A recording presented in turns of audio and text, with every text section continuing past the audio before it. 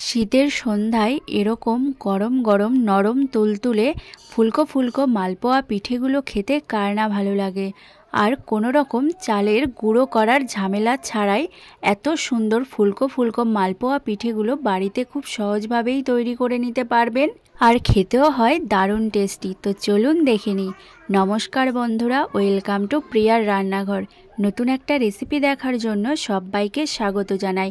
আজকে বানাবো মালপোয়া পিঠে। তো চলুন দেখে নিই। তো এখানে পিঠে বানানোর জন্য প্রথমেই আমি এক বাটি আতপ চালকে 2 ঘন্টা আগে ভিজিয়ে রেখেছিলাম। এবার এই আতপ চালটা একটা মিক্সার গ্রাইন্ডারে নিয়ে নিচ্ছি। এই আতপ চালটাকে সুন্দর একটা মিহি করে পেস্ট করে নেব। তার জন্য এর মধ্যে দিয়ে দিচ্ছি কিছুটা জল। আর দেখুন, ঠিক এরকম একটা স্মুথ ব্যাটার তৈরি করে নিতে হবে।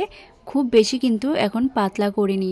পরে যদি মোটা মনে হয় তাহলে একটু জল দিয়ে নিতে পারেন, তবে মিক্সার করার সময় এরকম মোটা করেই একটু মিক্সার করে নেবেন।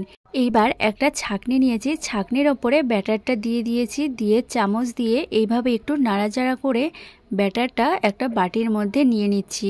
এইভাবে একটু ভালো করে ছেঁকে নিতে হবে, যাতে এর মধ্যে কোনো দানা দানা ভাব না থাকে। তো দেখুন, ভালো করে ছেঁকে নিয়েছি। এবার এর মধ্যে দিয়ে দিচ্ছি হাফ বাটির থেকেও কম ময়দা। আর এখানে আমি 3 চামচ সুজিকে আগে থেকে এভাবে একটু ভিজিয়ে রেখেছি। এবার এই সুজিটাও এর মধ্যে দিয়ে দিচ্ছি। আর দিয়ে দিচ্ছি এখানে গুঁড়ো করা চিনি, তবে মিষ্টিটা আপনারা আপনাদের স্বাদ অনুযায়ী দেবেন। এবার এর মধ্যে দিয়ে দিচ্ছি সামান্য একটু লবণ, আর দিয়ে দিচ্ছে 1 চামচ গুঁড়ো দুধ। এবার ভালো করে সবগুলো মিশ্রণকে একটু মিশিয়ে নিচ্ছি। আর দেখুন, এখন কিন্তু এটা অনেকটাই ঘন মনে হচ্ছে, তার জন্য এখানে আমি আরেকটু জল দিয়ে ভালো করে মিশিয়ে নেব।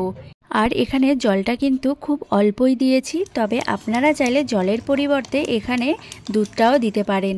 এবার ভালো করে একটু মিশিয়ে নিচ্ছি। আর এখন দেখুন, এই ব্যাটারের ঘনত্বটা ঠিক এই রকম রয়েছে, না বেশি ঘন আর না বেশি পাতলা। আর এই দিকে আমি আগে থেকেই একটা লোহার কড়াইতে কিছুটা তেল গরম হওয়ার জন্য দিয়ে দিয়েছি। আর তেলটা এখন গরম হয়ে গেছে। এর মধ্যে 1 হাতা ব্যাটার আমি দিয়ে দিয়েছি। আর দেখবেন কিছুক্ষণ পরেই পিঠেটা খুব সুন্দরভাবে তেলের ওপর এইভাবে ভেসে উঠবে আর একদম বলের মতো ফুলে উঠবে। এরপর উপর থেকে একটু এইভাবে তেল ছড়িয়ে দিলে পিঠেটা আরও সুন্দরভাবে ফুলবে। এবার পিঠেটাকে উল্টে দিয়েছি।